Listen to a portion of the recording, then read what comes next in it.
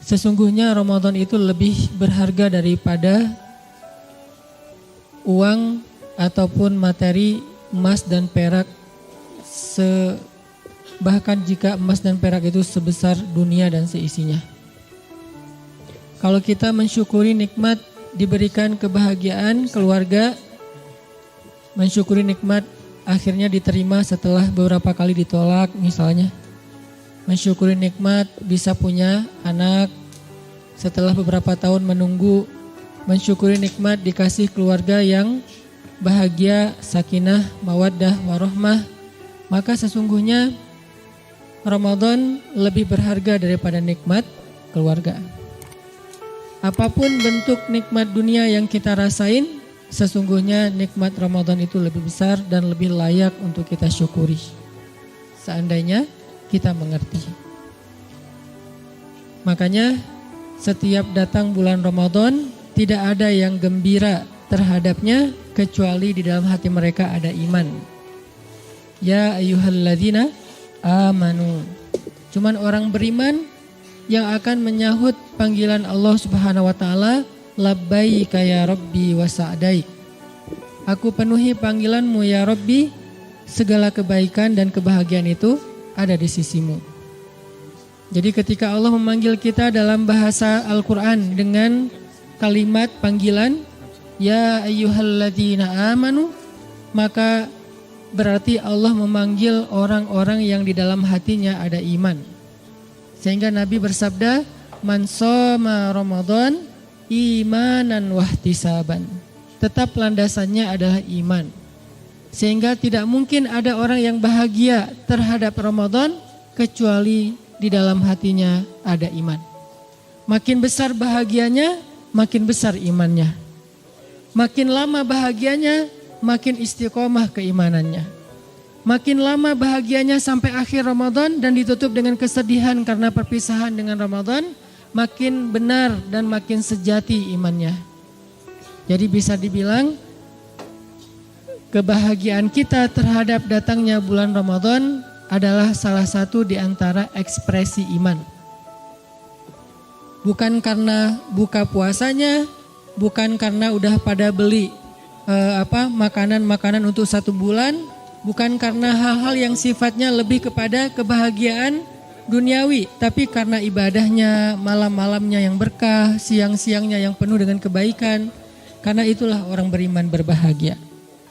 Mudah-mudahan kita termasuk di antara orang yang pada malam ini adalah termasuk orang-orang yang bahagia dengan kedatangan Ramadan. Dan ekspresi kebahagiaan kita adalah dengan berbondong-bondong mendatangi masjid untuk sholat tarawih berjamaah.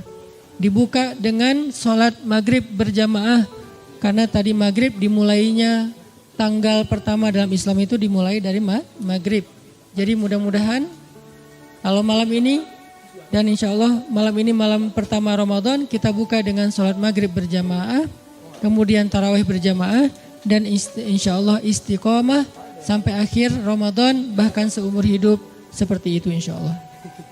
Jadi alhamdulillah terhadap nikmat Ramadan yang Allah berikan untuk kita tahun ini. Karena berarti ketika kita ketemu Ramadan, kita diberikan kesempatan lagi oleh Allah untuk upgrade, untuk bisa jadi lebih tinggi derajatnya, levelnya di mata Allah Subhanahu wa taala. Kedua juga saya bersyukur secara pribadi setelah sekian lama tidak menyampaikan tausiah dalam halaqah Rabu malam di Masjid Al-Latif.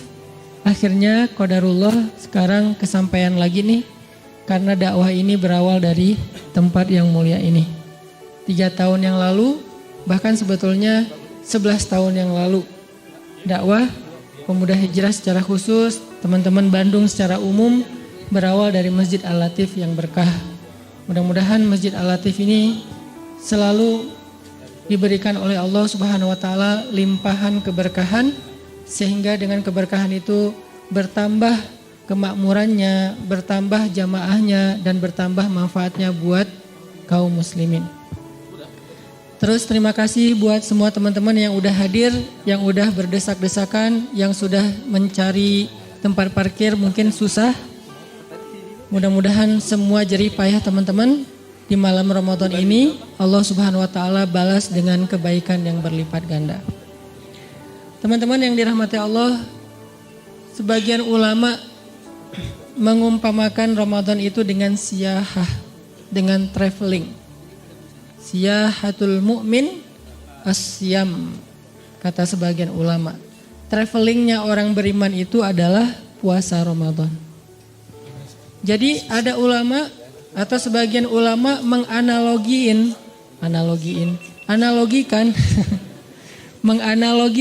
puasa Ramadan itu dengan analogi traveling. Dan ini kayaknya kita banget nih. Kenapa saya ngambil angle ini? Karena saya senang traveling. Kayaknya lebih bisa menjiwai gitu.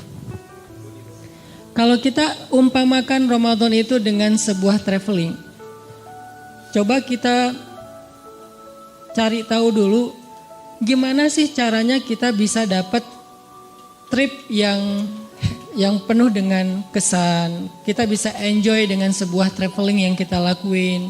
Kita bisa have fun ketika lagi traveling. Apa sih yang buat kita ngerasa bahagia ketika lagi traveling? Apa yang kita lakuin supaya traveling kita itu berkualitas?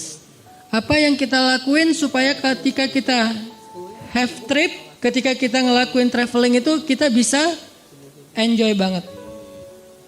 Nih kalau analoginya dengan siyahatu al-mu'min, travelingnya orang yang beriman. Yang pertama, kalau kita pengen traveling itu biasanya kita akan coba milih travel agent mana yang kita bakalan pakai jasanya. Sama kayak orang umroh tuh kan banyak banget tuh iklan-iklan umroh tuh. Kita bakalan membanding-bandingkan itinerary-nya, program-programnya, pembimbingnya siapa, terus juga fasilitasnya apa aja, sampai rate-nya berapa. Kita ngebandingin antara satu agent dengan agent yang lain. Kecuali emang kita anak yang backpackeran sejati gitu ya. Cuman kalau kita pergi ke sebuah tempat yang kita belum kenal, rasa-rasanya buat orang yang seperti saya agak-agak manja, traveler manja gitu. Agak kayaknya nggak mau ngambil resiko deh. Kayak kemarin misalnya saya ke Turki. Terus ngambil satu trip ke daerah Kapadokia. Karena saya belum pernah sama sekali ke Kapadokia, saya nggak berani pengen backpackeran sama istri. Takutnya nanti dia ngambek karena saya ternyata nggak hafal jalan segala macam kan ya. Daripada traveling kita jadi bad mood, jadi nggak nyaman, ya udah deh kita pakai travel agent lokal. Dan ternyata benar. Seandainya saya nggak dapat advice dari agent lokal itu, saya udah pesan pesawat yang paling murah, Pegasus. Landing di Bandara Ataturk Istanbul pakai Turkish, kemudian nanti naiknya Pegasus ternyata ganti terminal atau ganti bandara. Jarak antara bandara Turkish Airlines dengan Pegasus tuh sekitar 2-3 jam. Antara 2 sampai 3 jam. Kan lumayan wasting time ya, lumayan ngabisin waktu tuh. Alhamdulillahnya karena kita pakai travel agent lokal, mereka kasih tahu jangan naik Pegasus. Mungkin lebih murah sekitar $20-30 lah. Tapi kalau nyewa taksi, di sana mahal taksinya dari bandara ke bandara. Ternyata malah lebih boros dan ngabisin waktu. Oh, alhamdulillah akhirnya kita pakai Turkish dengan bagasi yang lebih banyak 20 kilo. Kalau pakai Pegasus cuma 10 kilo. Berarti barang kita yang dari Indonesia harus dititipin dulu di bandara. Kalau dititipin cost lagi gitu kan. Hal-hal yang kayak gini itu butuh advice, konsultasi dengan travel agent lokal.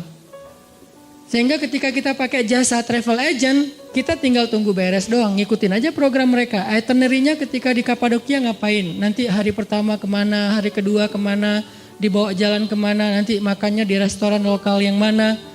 Mudah, kita tinggal ngikutin doang, sehingga perjalanan kita nyaman dan bisa menikmati. Kebayang gak kalau misalnya saya travelingnya di kota yang saya belum kenal, terlalu backpackeran. Yang pertama tadi udah bete gara-gara ganti terminal pesawat. Bete lagi ternyata cuma 10 kilo, nggak 20 kilo bagasi. Bete lagi pas keluar turun landing di Kapadokia, ternyata harus naik taksi dulu jauh 1 jam ke Goreme, kota tempat wisatanya. Belum lagi nanti nyari-nyari hotel go show gitu kan lebih mahal daripada pesan duluan lewat agent segala macam. Pokoknya banyak BT-nya lah. Sehingga nggak maksimal.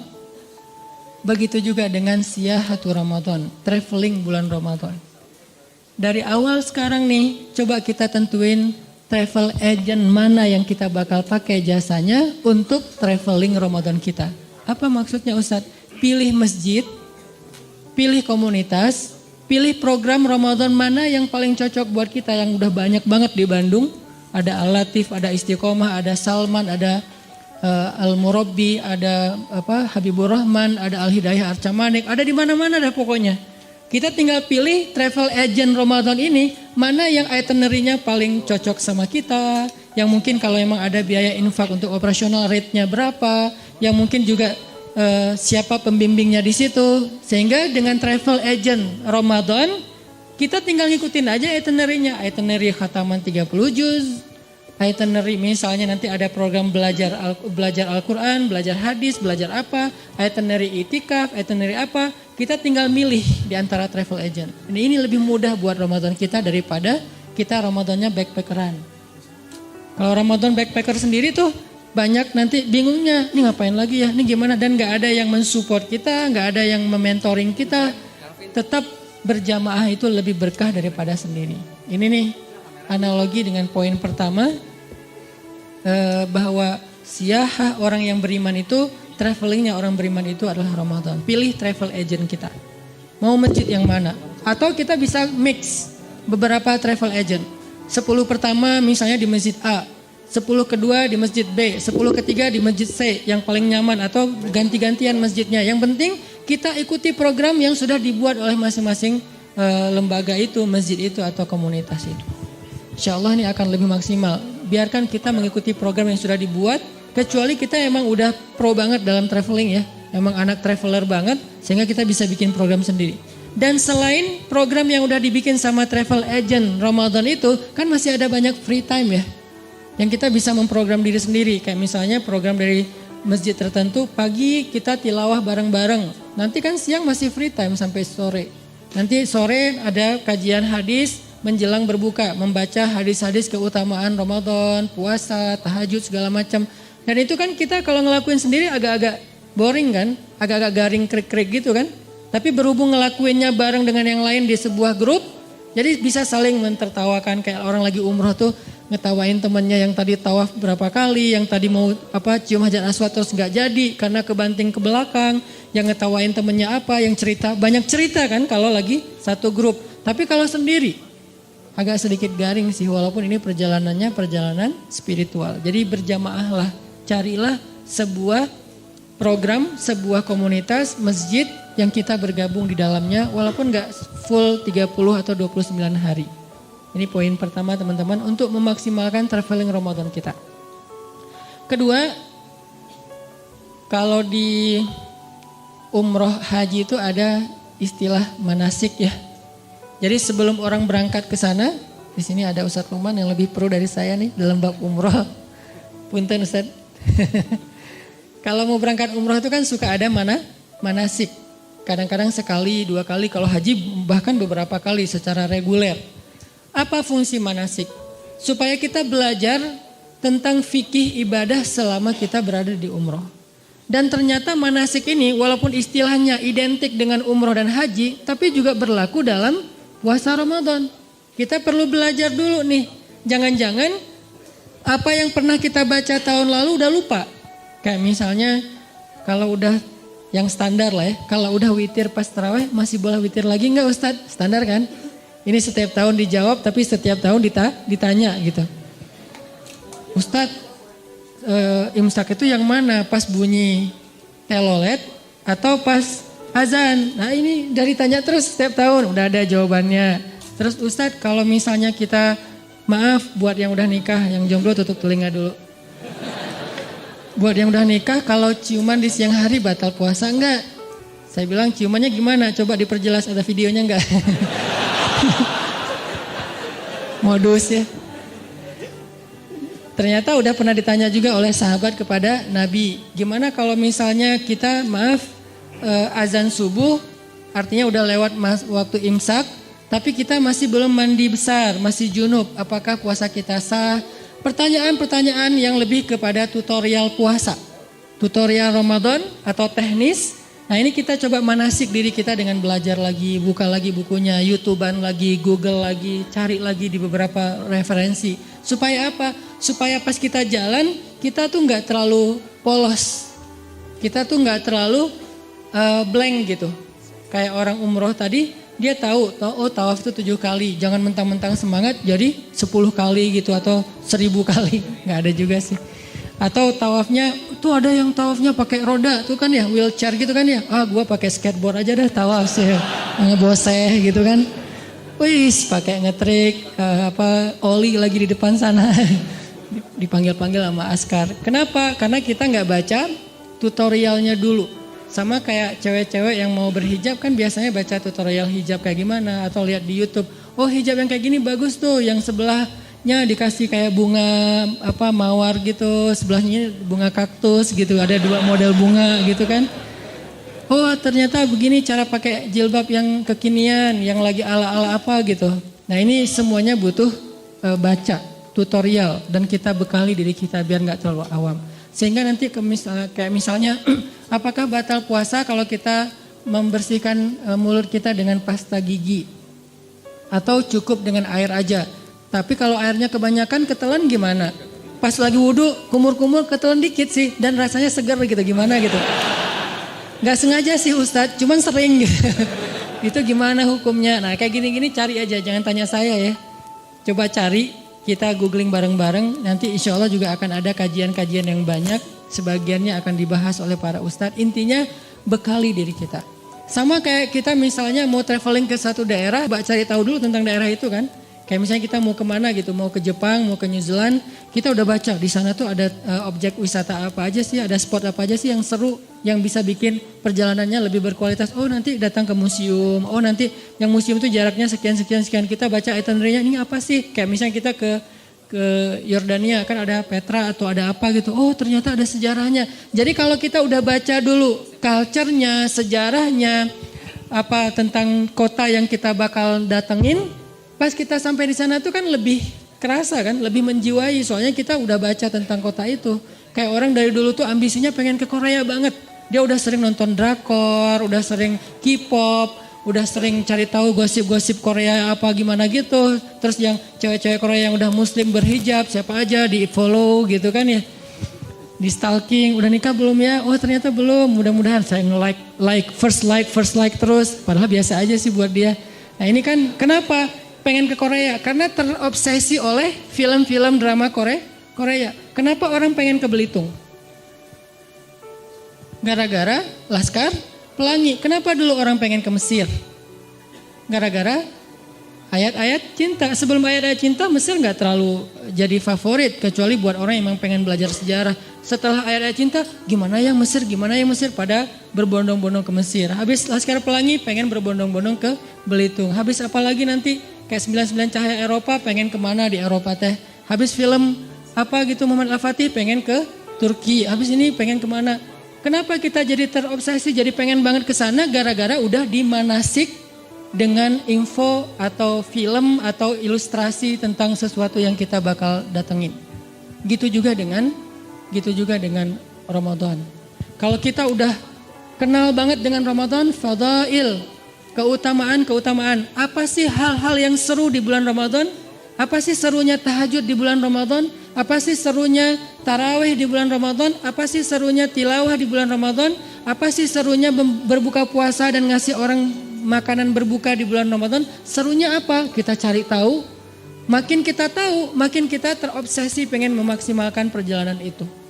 Makin kita cari tahu, kita makin semangat.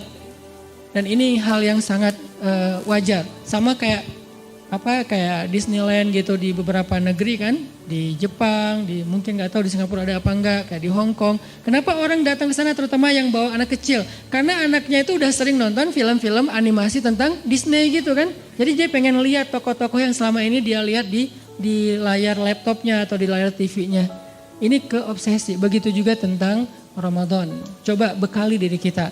Ternyata salah satu yang paling populer nih, bulan Ramadan itu bulan yang di dalamnya Allah turunkan Al-Quran. Ini standar judul, tapi coba gali lagi kalimat ini. Gimana sih proses turunnya Al-Quran? Gimana sih kronologis turunnya Al-Quran? Gimana sih adegan turunnya Al-Quran? Siapa aja sih yang bawa Al-Quran? Gimana? Siapa malaikat-malaikat yang membawa Al-Quran? Malaikat pembawa Al-Quran itu dalam Al-Quran disebut dengan malaikat safaroh kiramim baroroh. Apa arti safaroh? Brand ambassador. Jadi malaikat juga ada duta-duta. Nah, duta-duta malaikat itu disebut dengan safaroh, safir. Atau yang melakukan perjalanan disebut musafir. Itu dari kata yang sama. Safaroh artinya duta. Jadi malaikat ternyata ada yang khusus bertugas cuman sebagai duta Al-Quran. Dan itu bukan satu zat, bukan satu malaikat, bukan cuma Jibril. Jibril itu kayak icon mereka. Tapi gengnya tuh, dalam grup WA mereka tuh banyak banget membernya. Dan itu grup WA-nya, adminnya emang Jibril sih. Tapi anggotanya, membernya itu semua malaikat-malaikat keren. Safaroh, kiramim baroroh. Wibawa semua tuh malaikat. Kalau mereka udah turun dari langit, malaikat yang lain semuanya terkesima. Jadi kayak konvoi cowok-cowok keren gitu. Kan malaikat tuh kayak kalau diijilmakan sebagai laki-laki, fatamatsalalaha basyaron sawiya. Kalau jadi cowok, itu cowok yang Allah aja bilang keren.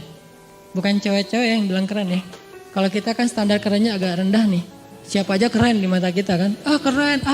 Keren. Mungkin sebagiannya jujur, sebagiannya basa-basi. Soalnya keren ya, basa-basi. Tapi ada juga sih yang jujur. Istri.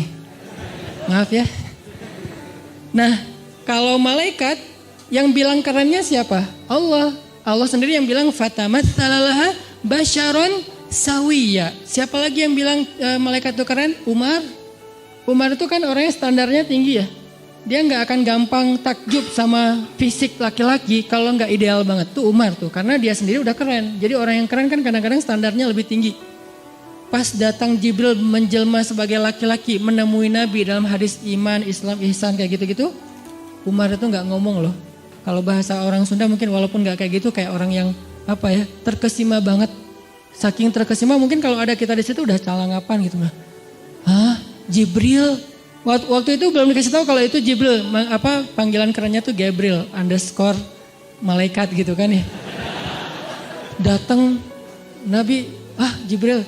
Terus duduk lututnya bertaut dengan lutut Nabi. Itu kan keren banget ya. Salah satu cara private belajar tuh kayak gitu, berdua lututnya bertaut.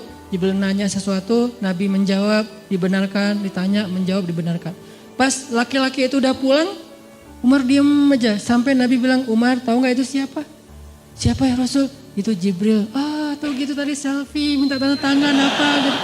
Kalau kita ya, ternyata dia Jibril. Wah, para sahabat terkesima. Emang keren banget. Wajar kalau Maryam aja kaget. Maryam itu kan nggak tertarik sama cowok ya. Saking mulianya, saking solehanya, di list kontak handphonenya Maryam tuh nggak ada nama cowok loh kecuali 3. Ayahnya Imran, pamannya Zakaria, dan anaknya Isa. 3 doang yang dia kontak. Yang lain tuh nggak ada nama cowok. Kalau kita mungkin nggak ada juga, tapi PP-nya cowok, namanya cewek gitu. Itu salah satu modus zaman old lah. Sekarang udah nggak, lebih vulgar. Terus Maryam aja kaget, dan kagetnya Maryam ngapain? Ta'awuz kan? A'udzu birrahmani minka in kunta taqiyya. Kalau bahasa singkatnya itu kan kepanjangan ya, masa kaget panjang gitu kan ya? Kaget, auzubillah panjang gitu. Itu kaget orang soleh, orang berilmu. Kalau kaget kita kan cuma satu kata. Atau minimal auzubillah, ngelihat Jibril sampai bilang auzubillah itu sesuatu banget loh. Karena buat Maryam, auzubillah Maryam, kalau kita tuh wow. Versi Maryam auzubillah, versi kita wow, itu auzubillahnya versi Maryam. Karena dia soleh, dia gak bilang wow, dia bilang auzubillah. Itu safaroh, malaikat-malaikat itu turun membawa Al-Quran. Yang bawanya siapa? Jibril. Jadi kayak Paskibra itu kan ya, ada yang tim 8, ada yang tim berapa? 17, ada yang tim 45 gitu-gitu kan. Nah malaikat juga gitu, ada yang membawa Al-Qurannya yaitu Jibril, ada yang mengiringinya ring 1, ring 2, ring 3 segala macam. Dan itu bahasa Al-Qurannya apa? Tanazzalul malaikah.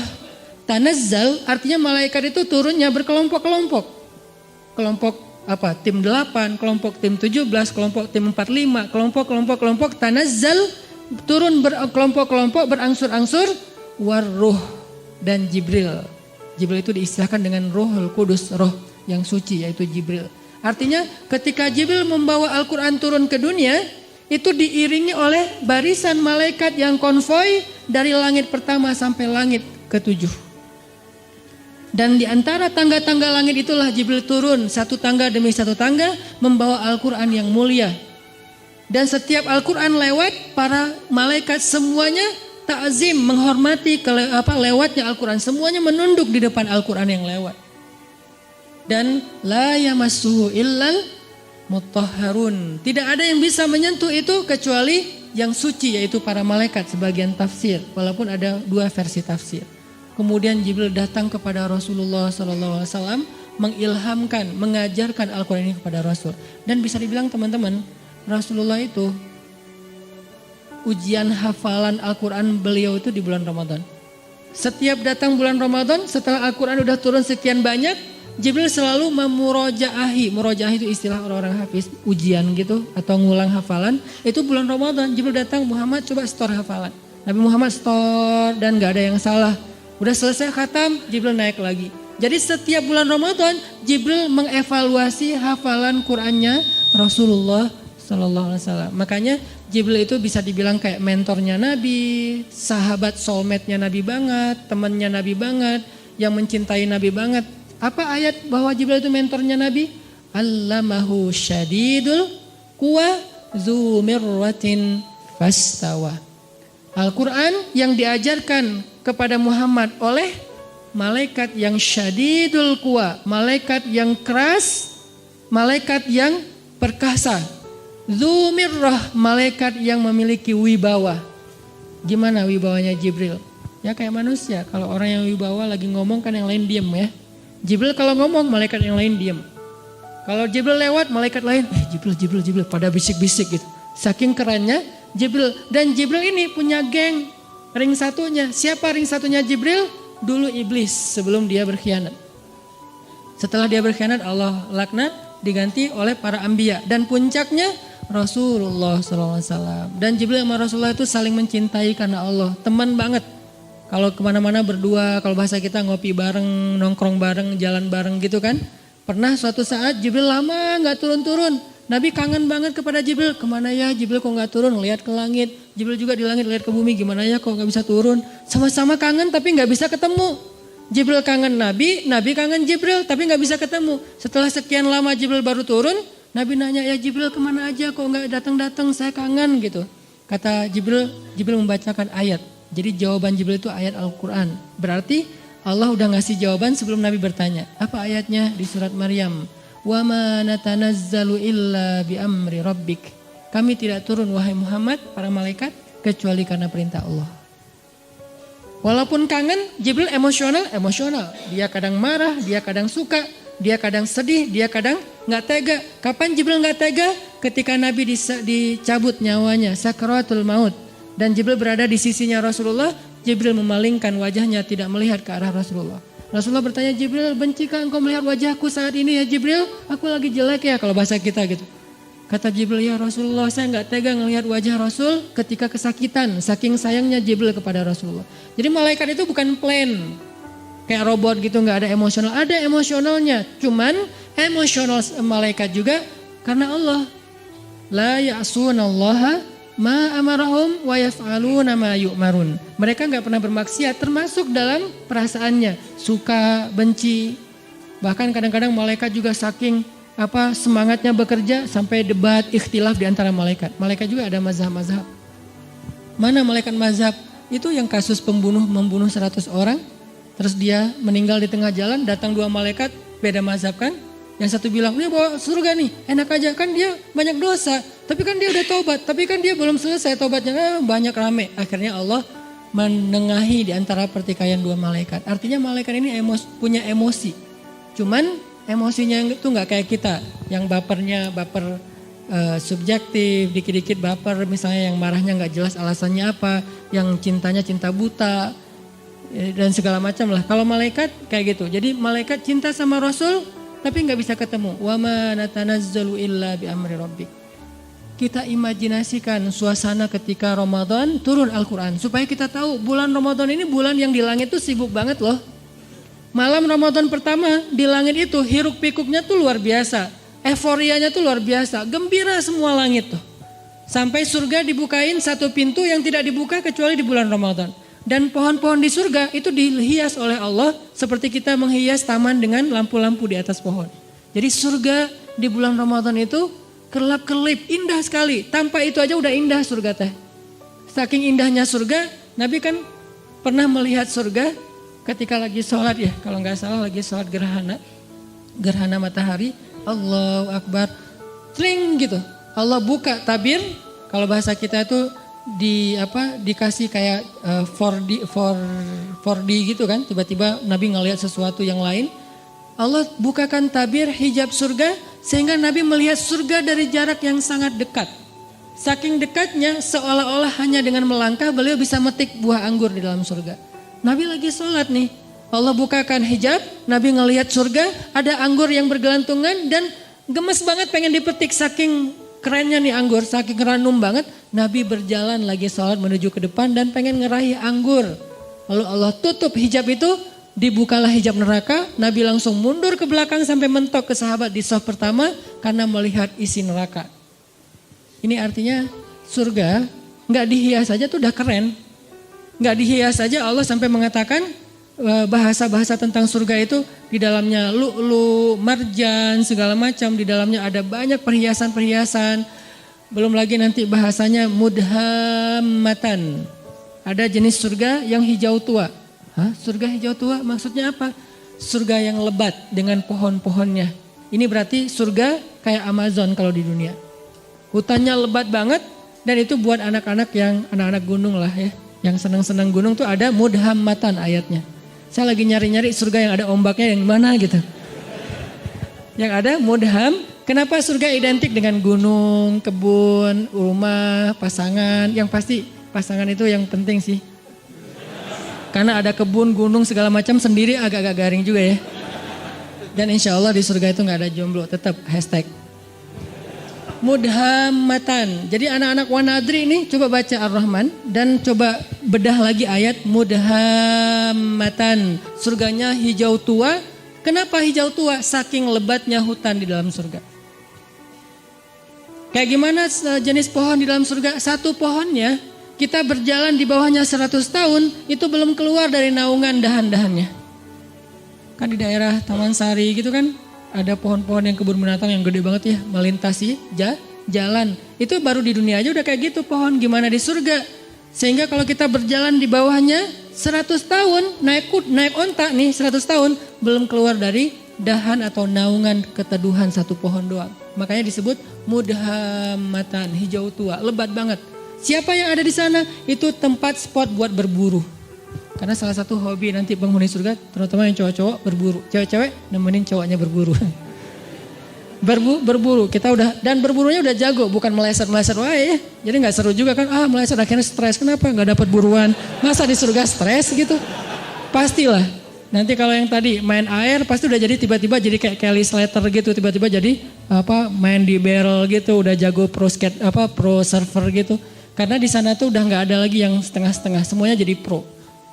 La khaufun alaihim wala. Nah, gambaran emosional, perasaan manusia di dalam surga, la khaufun alaihim wala hum yahzanun. Nggak ada lagi rasa takut, khawatir, dan nggak ada lagi rasa kecewa atau sedih.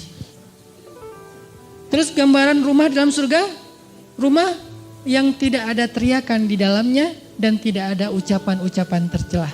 Itu rumah surga. Sakinah mawadahnya surga itu nggak ada teriakan, nggak ada ucapan tercela. Setiap hari yang kita dengar dari pasangan kita kalimat yang indah.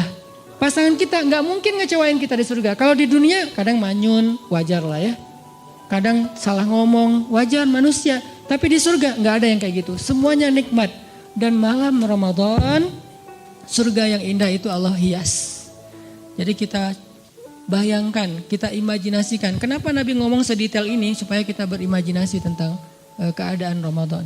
Sampai yang saya pernah cerita, Nabi pernah Allah perlihatkan surga dalam mimpi kan?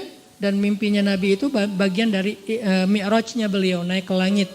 Ngelihat sebuah istana yang indah. Istananya tembus pandang jadi kayak kaca gitu. Kemudian di dalam istana, di sebelah istana itu ada seorang cewek lagi main ayunan. Terus Nabi nanya kepada Jibril, itu cewek itu siapa? Itu rumah siapa? Rumah Umar. Langsung Nabi memalingkan wajahnya karena ternyata itu istrinya Umar. Ini menunjukkan bahwa surga itu real teman-teman. Dan sekarang udah ada. Surga itu bukan diciptakan nanti setelah kiamat. Enggak. Surga itu salah satu di antara ciptaan-ciptaan Allah yang awal. Jadi awalun juga tuh surga, neraka, al-qalam yang kayak gitu-gitu tuh awalun loh. Yang awal-awal diciptakan. Jadi surga sekarang udah ada. Cuman beda dimensi sama kita. Kalau Allah berkehendak kita hanya perlu waktu beberapa detik untuk sampai ke sana. Kayak Nabi berisra dan mi'raj. Beda dimensi dengan kita. Jadi suasananya udah ada, nyanyian surganya udah ada. Yang isi dari lirik nyanyiannya apa? Salaman salam, salaman salam. Semua nyanyiannya kalimatnya adalah keselamatan, keselamatan, baik, baik. Nggak ada kalimat-kalimat yang jelek di dalamnya. Ini artinya Ramadan adalah bulan yang sangat istimewa di sisi Allah. Sehingga kita hayati itu teman-teman. Itu yang kedua. Yang ketiga yang ada 4 yang kita cari dalam traveling. Yang ketiga adalah bangun mood. Karena kalau kita traveling gak ngejaga mood, itu biasanya juga tadi garing kan. Walaupun tempatnya keren, fasilitasnya bagus, itinerary-nya udah lengkap banget. Tapi karena kita gak mood, kenapa gak mood? Bisa jadi tadi sakit hati, baper, bete, ada haters di followers kita. Ada yang komen negatif ke kita di akun. Sesuatu yang simple banget tapi bisa bikin mood kita hilang. Kan gak nyaman lagi ya perjalanan. Kebayang gak sih kalau orang lagi umroh, lagi traveling suami istri. Yang tadinya niatnya pengen honeymoon. Tiba-tiba kayak ada sedikit keributan gitu. Di dalam hotel bertengkar. Akhirnya yang satu tidur di lantai, di sofa. Satu lagi tidur di kasur. Atau pas keluar makan sarapan, keluar sendiri-sendiri. Terus pas jalannya masing-masing sendiri-sendiri, gak saling menyapa. Buat apa traveling kalau kayak gitu kan gak nyaman banget nih. Kenapa bisa jadi gini? Karena moodnya hilang. Gak sedikit loh orang yang berangkat umroh, sampai di sana malah diam-diaman. Yang tadinya udah happy-happyan, kita umroh pertama nih berdua. Sampai di sana ada masalah sepele, akhirnya diam-diaman. Mungkin masalah sepelenya apa? Katanya tadi nungguin saya di pintu, saya tungguin lama ternyata udah makan duluan di hotel. Akhirnya ngambek misalnya. Katanya mau apa, mau umroh apa, mau tawaf bareng. Tapi kok kamu pergi duluan sama teman-teman, akhirnya ngambek. Bisa ada apa aja yang bisa bikin mood kita drop. Gitu juga Ramadan. Mood Ramadan sangat ditentuin dengan keadaan dalam hati kita. Gimana supaya hati kita selalu mood imannya baik buat ibadah-ibadah Ramadan? Banyak istighfar teman-teman. Karena yang bikin mood iman kita drop, dosa. Saya selalu ngulang-ulang kalimat dari ulama, min awwalil khair an tatrukas syarr. Awal dari semua kebaikan itu tinggalin dosa. Salah satu cara ninggalin dosa, istighfar. Sehingga kalau kita membiasakan istighfar, insya Allah mood kita tuh naik lagi tuh. Istighfar tuh kayak charging. Jadi makin sering kita istighfar, makin naik persentase mood kita. Sehingga ketika puncaknya mood kita lagi ngejos banget, itu semua ibadah tuh ringan loh. Sholat 1 juz ringan, malah dianggap kok 1 juz sih, bukan 10 juz. Pas 10 juz kok 10 juz sih gak khatam sekalian, wah ngeri nih. Sholat tahajud udah dia taraweh plus tahajud lagi, walaupun ada mazahib lah ya. Dia tahajud lagi di rumah. Kalau tadi kenapa tahajud lagi? Soalnya tadi kan tarawehnya crowd, saya pengen tahajud berdua. Boleh gak gandengan? Allah, gak boleh. Rasul juga yang paling romantis gak gitu-gitu amat gitu kan ya. Oh ya udah deketan aja deh, jangan jauh-jauh tuh, deketan lagi. Kenapa sih harus deketan? Soalnya kalau kamu jauh hafalan saya suka lupa. Udah deketan tetap lupa. Jadi semangat banget gitu. Pengen tahajud semangat, pengen ngasih makan orang berbuka semangat, tilawah semangat. Apa aja lah pokoknya kebaikan-kebaikan karena moodnya lagi dapat istighfar. Dan yang terakhir yang keempat, ini juga penting teman-teman. Kita tuh traveling tuh akan bakal jadi fun dan enjoy banget kalau kita perginya dengan seorang teman, partner traveling yang sehobi sama kita. Itu bakalan enjoy banget. Misalnya yang seneng di air. Kebayang gak sih kita traveling ke laut, sama teman kita yang takut hitam. Bete banget kan? Nyemplung yuk. Malas hitam gitu. Kalau saya kan emang gak takut hitam karena udah kagok kan. Ya udah sekalian lah gitu. Saya gitu nggak gitu juga tetap aja dibilang hitam. Ya udah kagok lah sekalian hitam gitu. Walaupun tetap rempong pakai segala macam. Apa biar nggak bertambah daripada nanti nggak dibukain pintu sama istri. Soalnya nggak kenal siapa sih ini. Kebayang kita lagi senang-senangnya main air. Pergi ke wisatanya ke laut. Tapi teman kita takut hitam. Atau teman kita nggak senang air. Dia duduk aja di warung, minum es kelapa muda, makan ikan, segala macam. Kita sendiri yang garing. Karena saya pernah traveling di sebuah tempat. Saya udah nyemplung, snorkeling gitu, free dive gak jelas gitu. Kenapa gak jelas free dive tapi cuma setengah meter gitu. Free dive gitu. Karena khawatir kalau yang jurang-jurang di dalam laut. Pokoknya lagi free dive gitu, teman-teman pada selfie-an gitu. Seru loh ini banyak ikan hias, banyak terumbu karang. Oh iya Ustaz bagus. Tampil selfie. Cuman 15 menit saya langsung naik lagi ke boat. Kenapa? Gak seru, garing banget.